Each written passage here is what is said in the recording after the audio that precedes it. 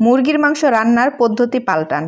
একটি উপকরণ যোগ করে এই পদ্ধতিতে আপনি একবার ব্রয়লার মুরগি রান্না করে দেখুন। যে ব্রয়লার মুরগি খায় না সেও আঙ্গুল চেটেপুটে খাবে। সে বুঝতেই পারবে না যে আপনি এটা ঘরে তৈরি করেছেন। খেয়ে বলবে মনে হয় রেস্টুরেন্ট থেকে অর্ডার দিয়ে নিয়ে আসা। এটা খেতে এতটাই মজার হয়। তো প্রথমেই একটা কড়াই গরম করে সেখানে দিয়ে দিব হাফ কাপ পরিমাণে পেঁয়াজ ভাজা তেল। পেঁয়াজ ভাজা তেল দিলে অনেক সুন্দর একটা ফ্লেভার পাওয়া যায়। এরপর লবণ হলুদ দিয়ে মেখে রাখা মুরগির মাংস দিয়ে দিব। আমি এখানে 1 কেজি পরিমাণে মুরগির মাংস নিয়েছি। তারপর হাই হিটে 2 মিনিট মুরগির মাংসটাকে ভেজে অপর পাশে উল্টে দেব। অপর পাশটাও 2 মিনিট ভেজে নেব। মোট আমরা 4 মিনিট হাই হিটে মুরগির মাংসটাকে ভেজে নেব। যদি আপনি কম আঁচে বেশি সময় ধরে মুরগির মাংসটা ভাজেন তাহলে দেখবেন ভিতরে অনেক শক্ত হয়ে যাবে, রাবারি মনে হবে, খেতে একদমই ভালো লাগবে না। তো মাংসটা আমার ভেজে নেওয়া হয়ে গেছে। সেটাকে তুলে ওই একই তেলে 2 টুকরা দারুচিনি, 2 থেকে 3টার মতো সাদা এলাচ আর একটি তেজপাতা ফোড়ন দিয়ে সেখানে 1.5 কাপ পরিমাণে পেঁয়াজ কুচি দিয়ে দিলাম। পেঁয়াজটাকে হালকা কিছুক্ষণ নেড়ে চেড়ে নেব। এরপর আমরা আমাদের সেই সিক্রেট মশলাটাকে তৈরি করে নেব, যেটার কারণে এই রান্নার স্বাদ বহুগুণে বেড়ে যাবে। কেউ বুঝতেই পারবে না যে আপনি এটা ঘরে তৈরি করেছেন। এখানে আমি হাফ কাপ পরিমাণে পেঁয়াজ বেরেস্তা নিয়েছি, সেই সাথে 3 টেবিল চামচ টক দই দিয়ে খুবই ভালো করে ব্লেন্ডার করে নিব। আর এদিকে আমাদের পেঁয়াজটা কিন্তু ভাজা ভাজা হয়ে গেছে। এখন এখানে 2 টেবিল চামচ পরিমাণে আদা রসুন বাটা দিয়ে দিচ্ছি। তারপর যতক্ষণ আদা রসুনের কাঁচা গন্ধটা চলে যায় ততক্ষণ ভাজতে হবে।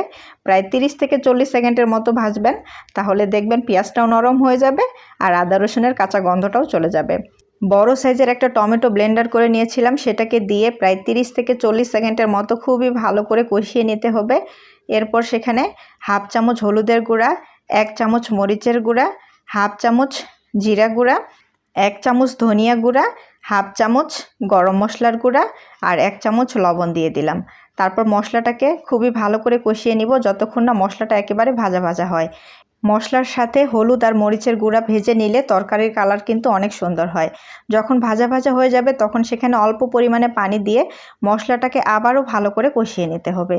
যখন মশলার উপরে তেল ছেড়ে আসবে তখন ভেজে রাখা মুরগির মাংসটাকে দিয়ে ভালো করে মশলার সাথে মিশিয়ে নিতে হবে। এই পর্যায়ে যত ভালোভাবে আপনি মাংসটাকে কষাতে পারবেন ততই কিন্তু আপনার মাংসের স্বাদ বেড়ে যাবে। তো প্রায় 1 থেকে 2 মিনিটের মতো মাংসটাকে আমি ভালো করে কষিয়ে নিয়েছি। এখন চুলার আঁচটা একেবারেই কমিয়ে দিব।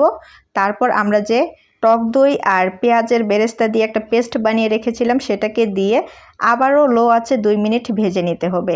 এই পর্যায়ে কোনোভাবেই কিন্তু চুলার আঁচ বাড়ানো যাবে না, তা না হলে দই ফেটে ছানা ছানা হয়ে যাবে।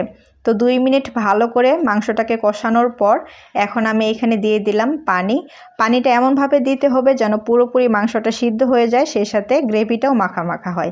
আমি এখানে হাফ লিটার পানি ব্যবহার করেছি। ভালো করে মিশিয়ে ঢাকনা দিয়ে ঢেকে রান্না করব 20 থেকে 25 মিনিটের মতো। তো আমি প্রায় 25 মিনিট রান্না করে নিয়েছি। তারপর ঢাকনাটাকে তুলে 1/4 চা চামচ গরম মশলার গুঁড়া আর হাফ চা চামচ ভাজা জিরার গুঁড়া দিয়ে ভালো করে মিশিয়ে চুলা বন্ধ করে দিব আর ঢাকনা দিয়ে ঢেকে রাখবো 5 মিনিট। 5 মিনিট পর এটাকে পরিবেশন করতে হবে। আর এই পর্যায়ে চাইলে কিন্তু আপনারা ধনেপাতা কুচিও ব্যবহার করতে পারেন। তো এই যে দেখুন 5 মিনিট পর আমি একটু আপনাদেরকে দেখিয়ে দিচ্ছি যে এটা দেখতে কতটা লোভনীয় হয়েছে। একবার যদি আপনি এই পদ্ধতিতে রান্না করেন দেখবেন এটার ফ্যান হয়ে যাবেন।